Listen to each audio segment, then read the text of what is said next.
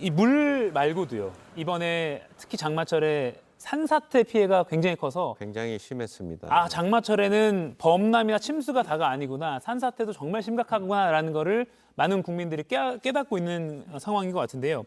특히 경북 예천 지역 중심으로 산사태 피해가 굉장히 컸습니다. 근데 중요한 게 예천 지역이 산사태 취약 지역으로 지정이 안 돼 있어서 주민들 인터뷰 들어보면 내가 60, 70년 동안 살면서 산사태가 날 거라고 예상을 못했다. 이런 말도 한 걸 제가 봤거든요.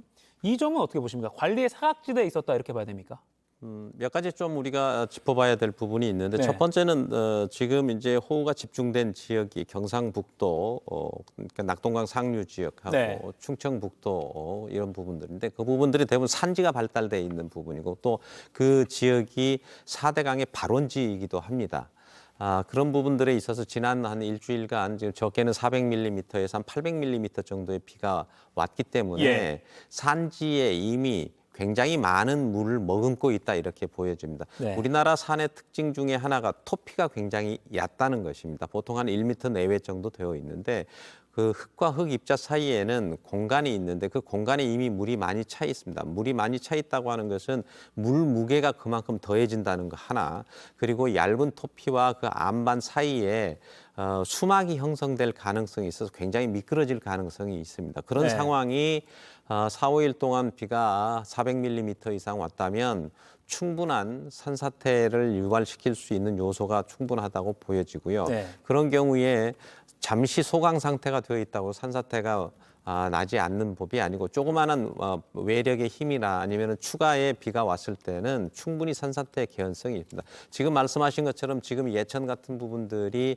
산사태 위험지도에서 나타나지 않았다 이렇게 말씀을 하시는데 네. 그런 부분들 같은 경우도 역시 마찬가지입니다. 지금 이와 같은 많은 양의 비가 왔고 토양의 수분을 머금고 있다고 한다면 어느 곳 하나도 위험하지 않는 곳이 없다 이렇게 보여집니다. 네. 단지 산림청에서 지금까지 발표했던 산악 지역의 산사태 위험지도의 관리 지역이 아닌 곳에서 대부분 난 부분들에 대해서는 네.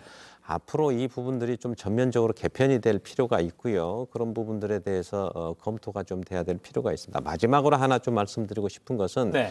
보통 이 산사태 위험 경보가 되어진 관리 지역보다는 최근에 개발돼서 절개지가 있다든지 또 그 부분들이 어떤 도로 공사가 있었다든지 해서 인위적으로 훼손된 부분이 일부라도 있으면 네. 그것을 통해서 그것을 시발점으로 해서 산사태가 나는 경우가 많기 때문에 자기 주변에 자기 지역에 있는 주변에 있는 어떤 개발 행위가 이루어진 부분이라든지 이런 부분에 대해서는 아주 각별하게 살펴서 좀 조심을 하는 게 좋을 거라고 판단이 됩니다. 네, 지금 당국의 이 취약 지역 지정이 말씀하신 그 인위적인 부분은 많이 반영이 안 돼 있다는 지적도 많이 나오기 때문에 전혀 배려가 안 되어 네. 있었죠. 보통 이제 산림 그 위험지도 이런 부분들이 경사 각도라든지 수종이라든지 강우 강도라든지 이런 부분들로 의해서 이루어졌지. 최근에 개발 행위가 이루어졌던 부분들에 대한 부분들이 거기에 부여가 돼 있지 않기 때문에 네. 이런 부분들은 지자체나 아니면 그 지역 주민들이 스스로 판단해야 되는 지역이라고 보여집니다. 네,